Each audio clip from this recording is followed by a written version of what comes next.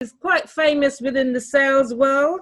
He trains corporate companies in sales. He has about, I would probably say about 10 or 12 different websites. And he will say, yes, I've got loads of businesses and they're all successful. The reason is he's an expert on sales. So, Vonley, over to you. Hi, Dawn. Can you hear me? Yeah, I can hear you. Okay, wonderful. Good evening, everybody. My name is Vonley Joseph. I know about being famous, but I like to think that I bring innovation to the environment and allow people to make the decisions along the way in terms of interpreting their entrepreneurial journey. My journey started when I was 16 years old as an entrepreneur, primarily in commission sales. I've always worked in commission sales since 1983-84. And it's been a journey of ups and downs. I've made a lot of money, I've lost a lot of money. And each time I've managed to pick up the pieces and climb back again on that entrepreneurial curve. But about 10 years ago, I decided that I needed a greater challenge, not just one that acquired material objectives, but one with value, and gave back in and could really create some real change. So I started to look at models and development and so on. I managed to finish a degree in 2004, complete the master's, now working towards a PhD in micro-entrepreneurships in terms of relationship selling. Now, the areas I've primarily focused on is B2B, B2C, the third sector. I run an online college that has experienced some difficulty, but we're coming back with a bang. A sales academy with a couple of gentlemen in the City of London, and a sales mastery program. But you'll find most of that on LinkedIn. Currently, my main passion is create the accelerators to reduce UK poverty gaps in terms of professional career pathways. In the UK, in UK schools, colleges and universities, we're going to be pressing that agenda again in the new year, but also offshore in the Caribbean and Africa. We're looking at ways to reduce the brain drain. I'm a CARICOM consultant as well, and I spent a lot of time developing formulas and models that can reduce the brain drain of primarily our graduates. A lot of the time we spend time on other areas of our communities, but we forget the graduates work hard.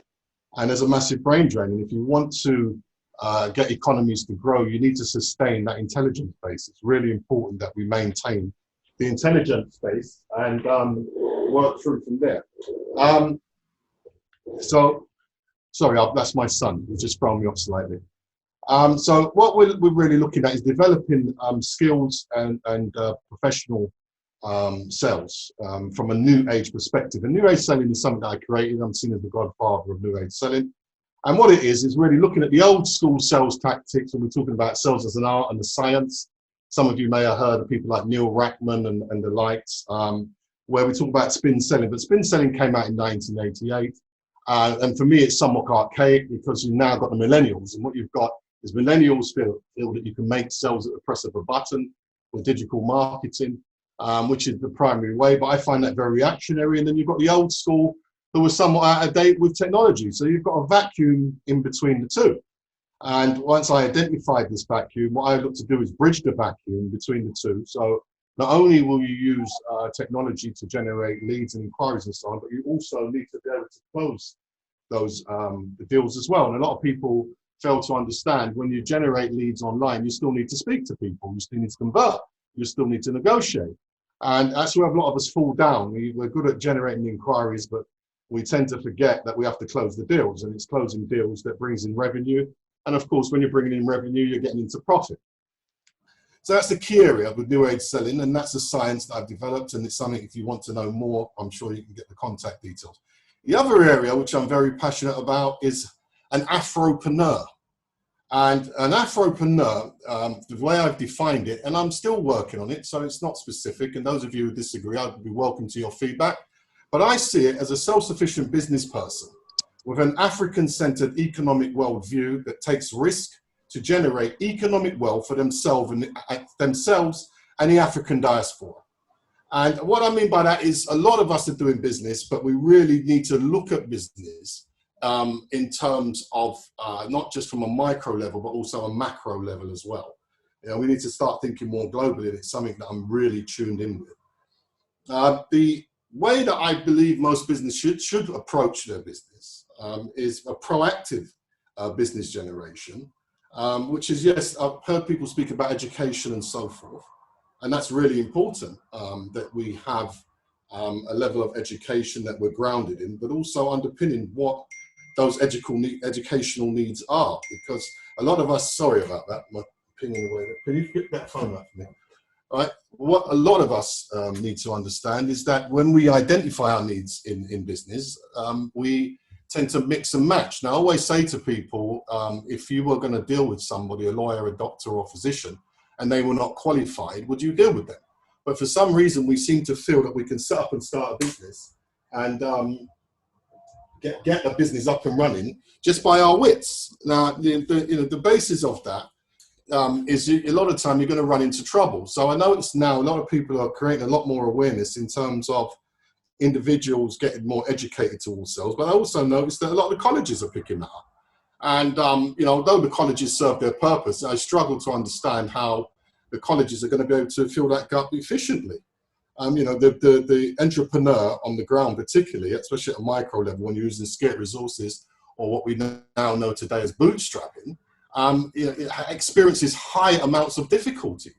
And we really need to understand how to generate and grow a business from the grassroots level upwards. So to me, the key aspect of doing that would be underpinning with fit for purpose models that can allow that individual to scale, because at the end of it, when you do manage to get a good contract, you need to be able to facilitate those contracts with policies, terms and conditions, contracts, and so on. So we really need to start looking at and visualizing, what does it mean, where do I want to go, and how do I get there?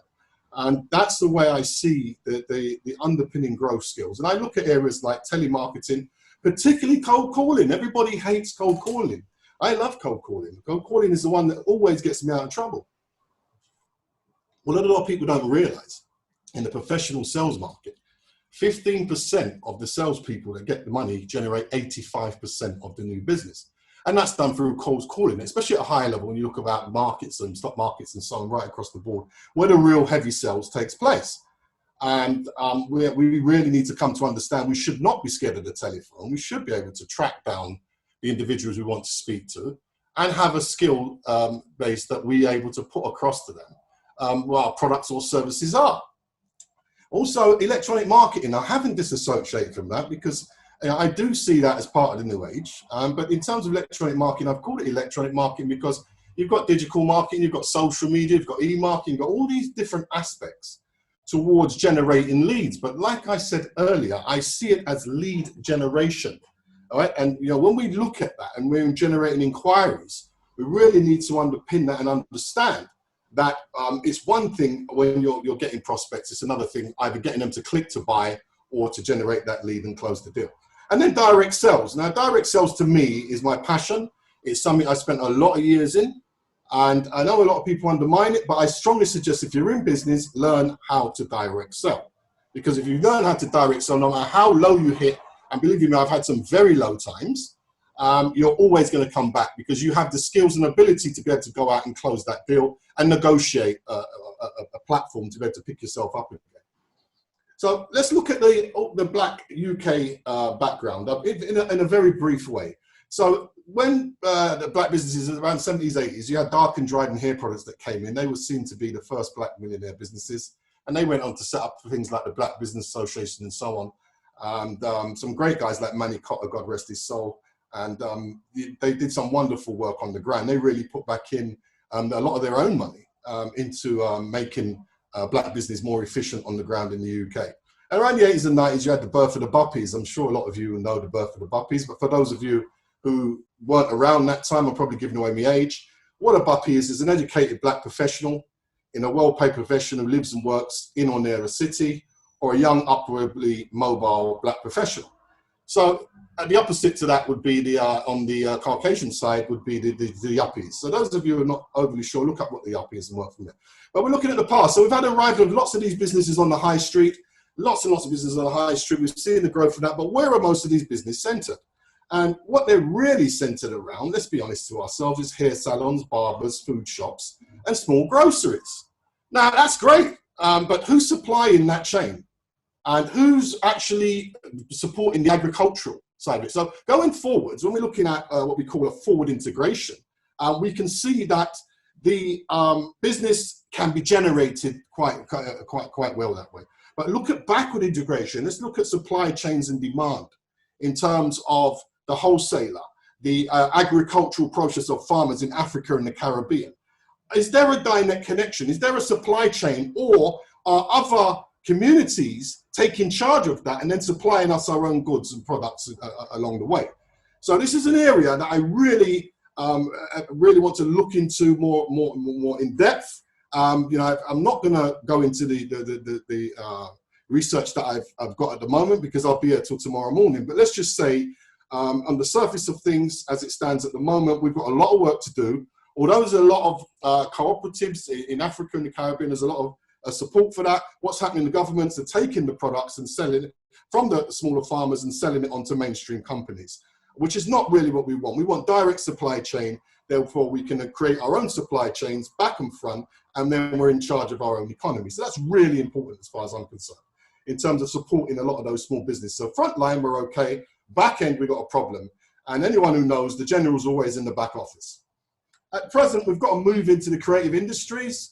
We've got fashion, we've got music, a lot of branded streetwear from a lot of young guys coming out there, hair and beauty projects, health and well-being. But same again, it's a lot of not so much manufacturer-based, but it's more sales-based. We're taking it up at midpoint and we're going forward. Now, I'm a Garveyite, and you know, we have to understand the principles of what Garvey and Amos Wilson and the guys who put down the economic model for us. And it's about industrial thinking. And I'll touch on that a little later, so I've just plugged it there for the moment. The future, what does it look like? Micro versus industrial mindset. Now, what is a micro mindset? Now, if you look around at most of our businesses, I put an argument that, yes, we've got some great emerging economies in Africa and the Caribbean, some guys making some great money, but is the money trickling down to the grassroots? And most of the poverty is at the grassroots level. A lot of the entrepreneurs are at the grassroots level. What's really happening at the grassroots level? Are we commanding our own financial streams to be able to support those micro businesses and develop them into an industrial mindset? And more importantly, are they thinking industrially? Are they thinking globally?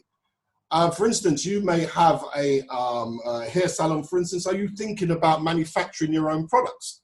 Are you thinking about supplying other hairdressers whilst you're manufacturing your own? And a lot of the time you find that a lot of our businesses, and that's not undermining them in any way because they do some great work, but a lot of the time what we're actually doing is we're happy to just get the odd customer and fight over customers, and on the high street, and we're competing against each other. Collaboration is poor. Shared responsibility is poor.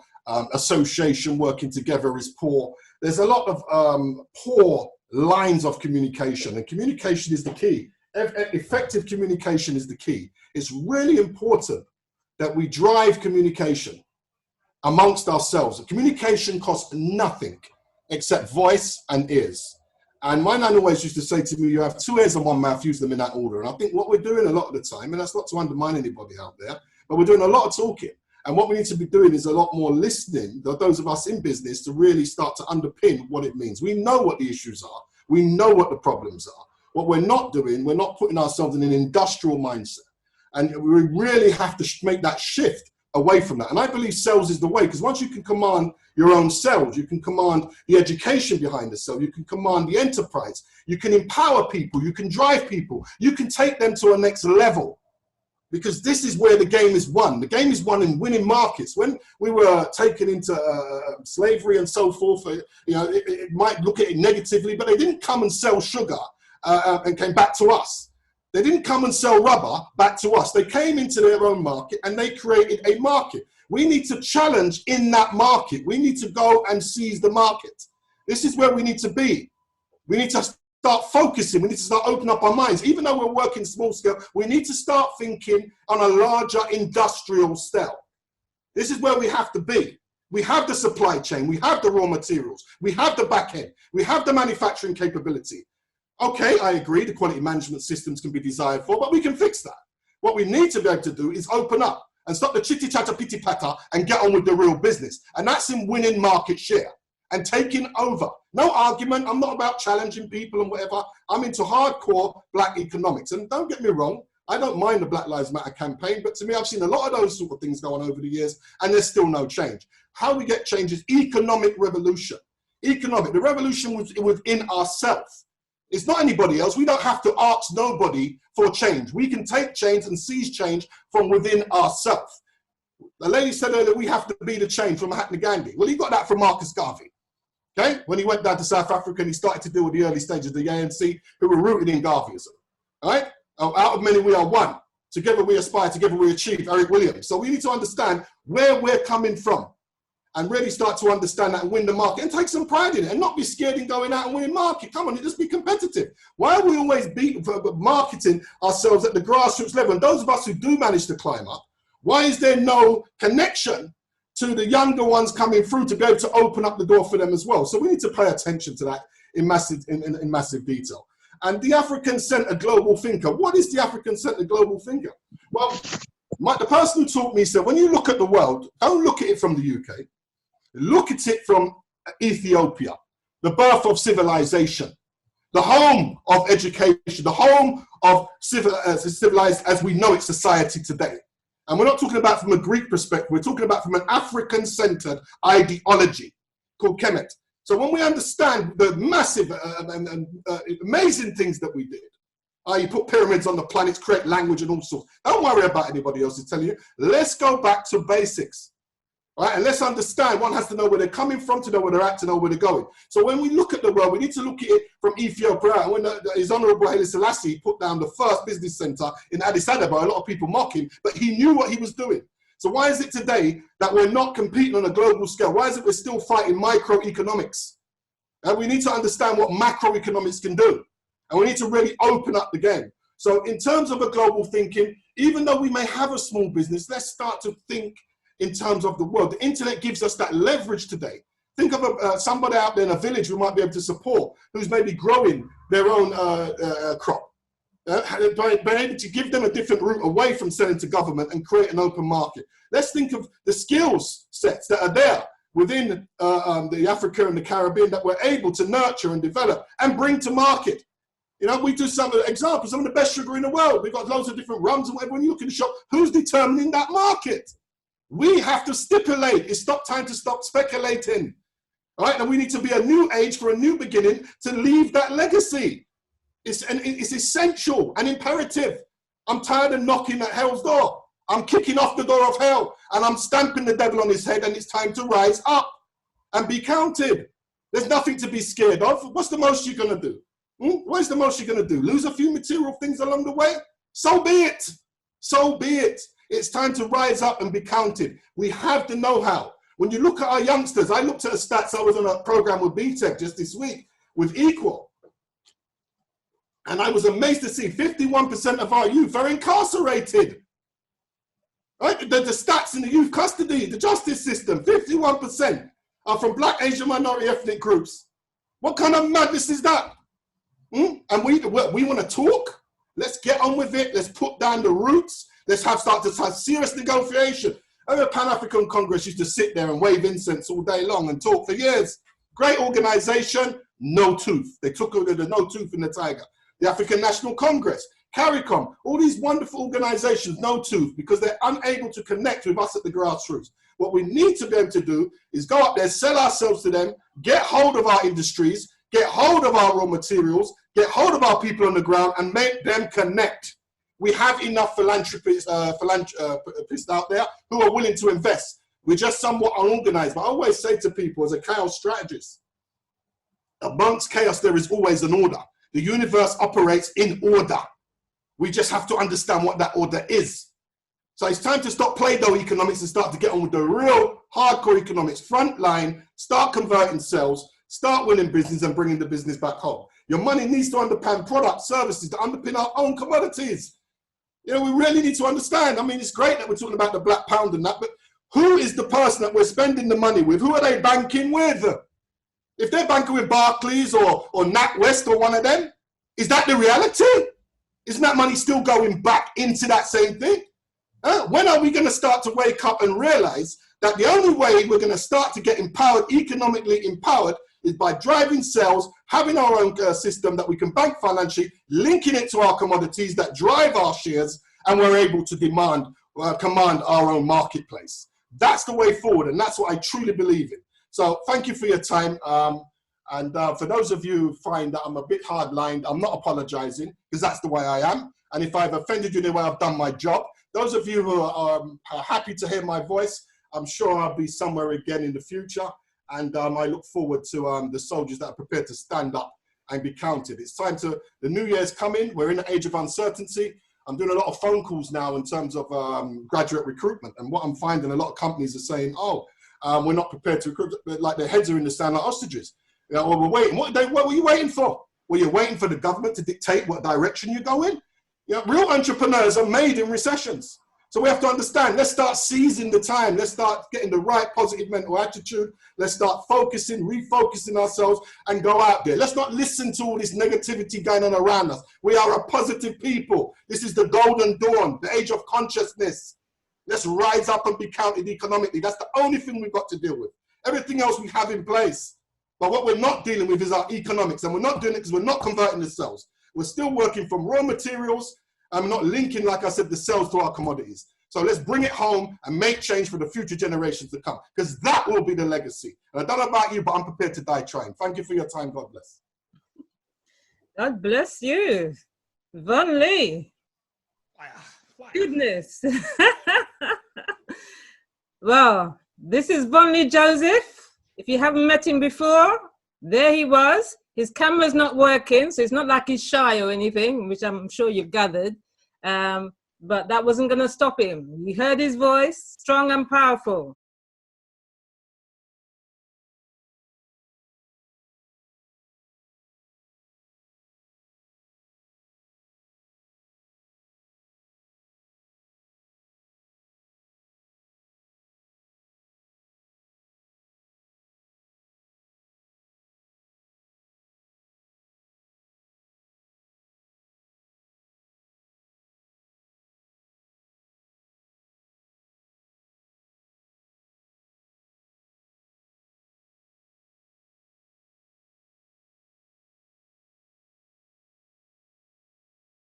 Joyce Gannon, and I'm the creator of Insama Chili Oil and Sauces.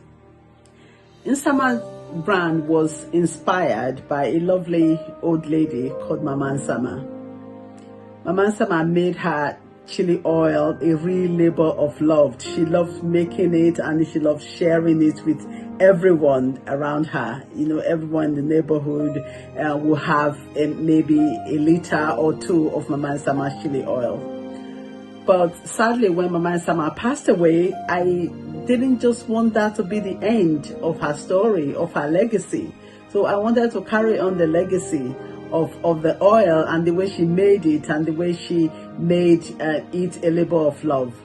And so I started searching for the authentic recipe, because she never passed it on before she left. But then something magical happened in 2009, and found the recipe in the magical way, and then I carried on the legacy. I started making the chili oils, and I started sharing it with friends and families. So Insama didn't really start as a business. It just started as, you know, again, like I said, the labor of love, and I wanted to spread the warmth, and by you know, with everyone who also loved how good food brought families together. But in 2017, the demand for the oil had been so high from friends and family that it just evolved into a business. And from there on, we've created sources from the oil without using additives or added sugar. We've kept them simple, we kept it clean as the original home recipe.